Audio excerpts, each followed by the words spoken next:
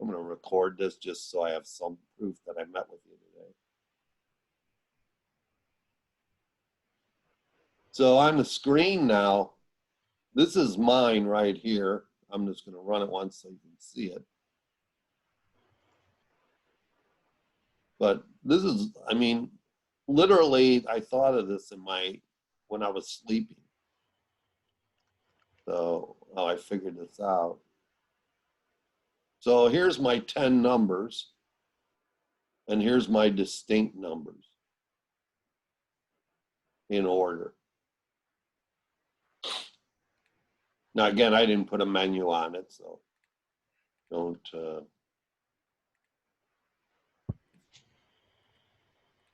beat me up over that. But I want to explain what happens here. So again, all I got up above here is the random thing. Okay, right here. You'll need a scanner too, because we'll have some type of a menu. Oh, I did this fast. Okay. So then if you come down here, we initialize our random. We create our one, we only need one array. Okay. So here's my first loop.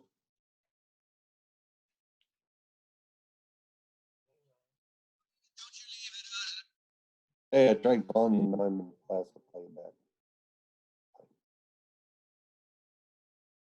That's my oldest daughter. She calls me every day to see if I'm still kicking.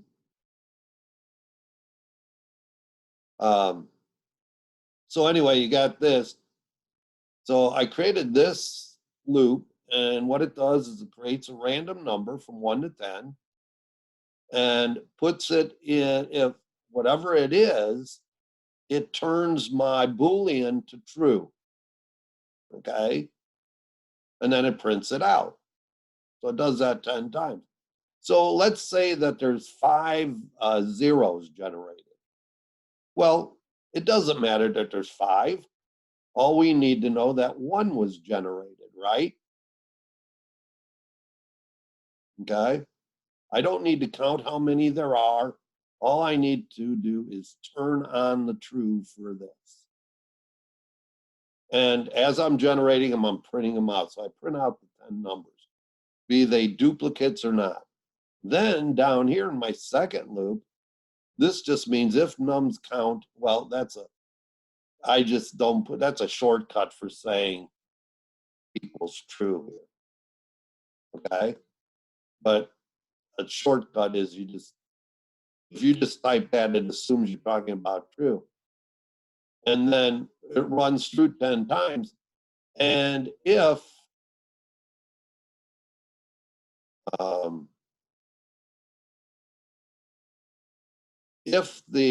it's set to true, it prints out that number. Okay. If in that array that element is true, it prints it out. That's it. That's the whole program. That's all it takes.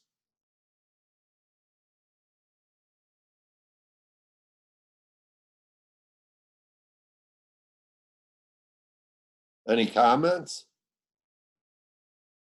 Was yours this short or shorter? Mine was a little longer. I'll probably fix it and resubmit it. So. Yeah, I'm grading the night class right now, so you got a little bit of time. Yeah. But I thought it was pretty short and sweet, right? Yeah, I think for me, I don't know, I'm probably the odd one out, but I guess for me, it was just kind of like the way it was worded was just kind of throwing me off a little bit. Yeah, because when you think of the word distinct, you could take it the other way and say, I don't know, that which ones only show up one time. Yeah. You know, but the actual program, if you look at it in the book, and it shows the example, I think, it means that if numbers repeat, don't repeat them in your list. Okay. Okay. So again, I think this worked really, and I am not kidding you. I was laying in bed thinking about it, and Rita had brought it up to me, like, she was having problems with it. And so I tried to explain it to her. And then, I don't know, sometime last night, I'm going, wait a minute. It doesn't have to be that complicated. Because all we're doing, you only need, first of all, you only need one array because you don't need to store the numbers. Yeah. Okay. So if I don't store the numbers, I just need one that I can say, okay, it's true that that number showed up. I don't care how many times right here that number comes up true, right? Because all I care about is that index number, this value, is now this element, for this element, is set to true. Okay. Okay. So, I mean, even if let me do this.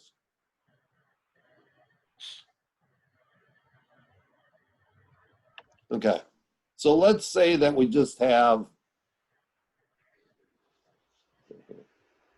this is element 0, 1.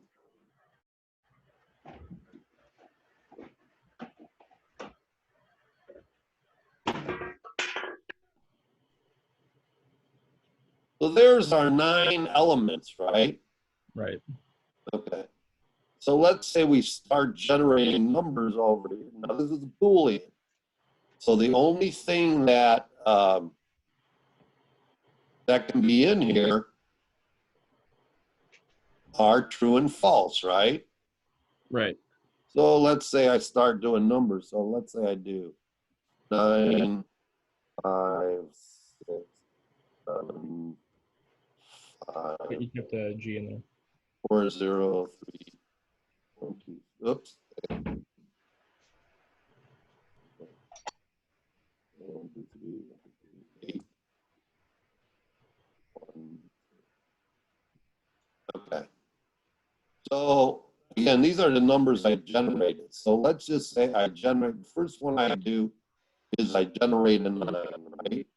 Right. So when I first initialize this, these are all false. Just by initializing the array, by creating the Boolean array,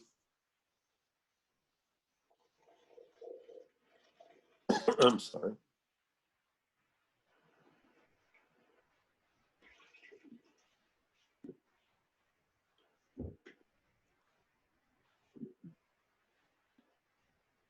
I create the Boolean array there. These by default, as soon as I do that, turn false. So I don't even have to go in and initialize them. Okay. So now I start reading numbers. Okay. So it says, okay, nums number 9. So 9 shows up. So this becomes a 2. Then a 5 shows up. So this becomes a true. Then the 0 shows up. So this becomes a true. Then the 7 shows up. It becomes a true. A 5 shows up. It goes back over to 5 and sets that to true. Well, it's already true, but it doesn't matter. Sets it to true. Then the 4 shows up. Sets that to true. 0 shows up again. Comes up here. Tries to set it to true. It's already true. Then 3 shows up. Oops. So it becomes true.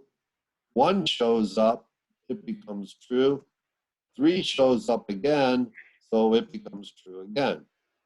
So now I put in a loop and I say, okay, nums 0 through 9.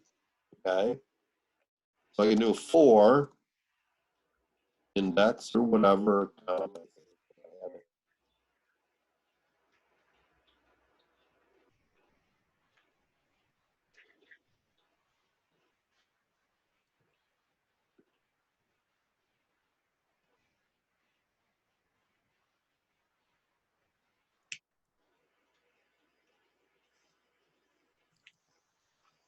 All right, so I got that. Now, as I go through this, all I need is this loop because I can say if nums count is, if nums count is all I need, but I'll put it in for you, is equal to true,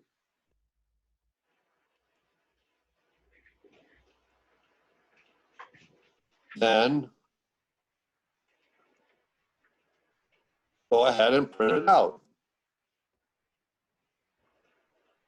Print the count,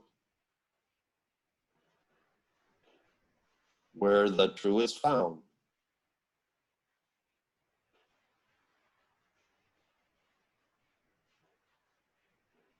So it's as simple as that.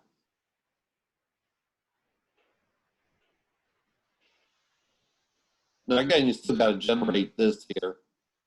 You got to have that in a loop, so you have a loop up here. So you have that for loop for index is equal to 0, index is less than nums length, index is plus,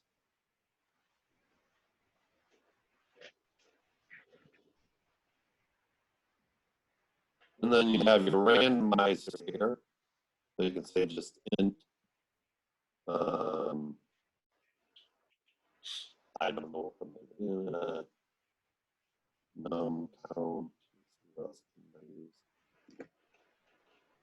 R, or is equal to whatever you called your random dot next int.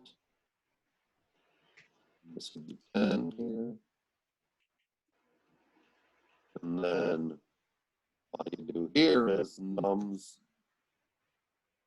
index. Whoop, no. Nums temp is equal to true.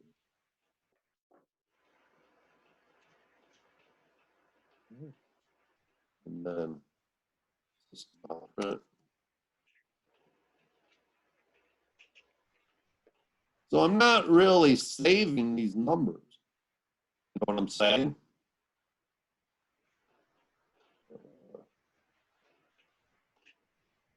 Yeah, that makes sense. I don't need to save the numbers.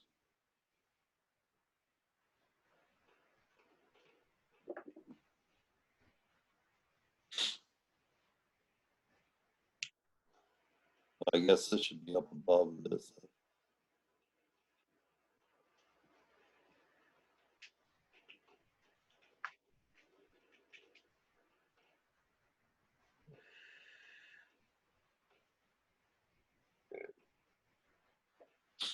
So that's the basic. It was weird. Like I said, I was sleeping and all of a sudden I woke up and said, hey, I got a solution for this thing that's pretty easy. Because at first I was creating two arrays to store the numbers and all kinds of stuff like that. And I said, wait a minute, I don't need to store the numbers. I just need to know whether that index is true or false.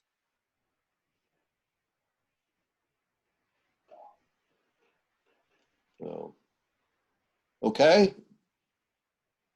So Sounds good. if yours works, don't worry about it. But I thought this was pretty short and sweet.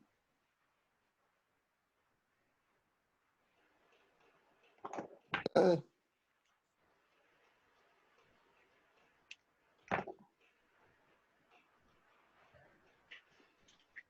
Oh, I don't know why I'm saving this.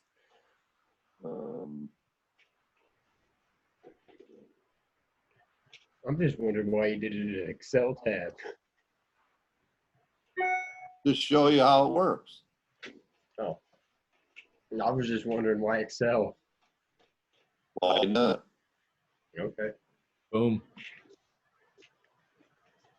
Cool. So, okay, I'm going to stop sharing. And just confirming that we do have to enter 10 numbers rather than have it like a random generation like you have. Oh, you could do that in your menu, right? Yeah. Oh geez, hold on. You're gonna have a lot more. So that could, if it says that you're supposed to edit them, I don't know. But if you are, you're gonna have a little more code because you're gonna have to limit. First of all, you got to check to see whether or not they put in a digit, and that digit has to be less than 9. Yeah. Okay. So if the assignment is to actually have you put in the numbers, or the user, I should say, 10 numbers, then it becomes a little more complicated. Yeah. Cool. That's pretty much all I had. All right.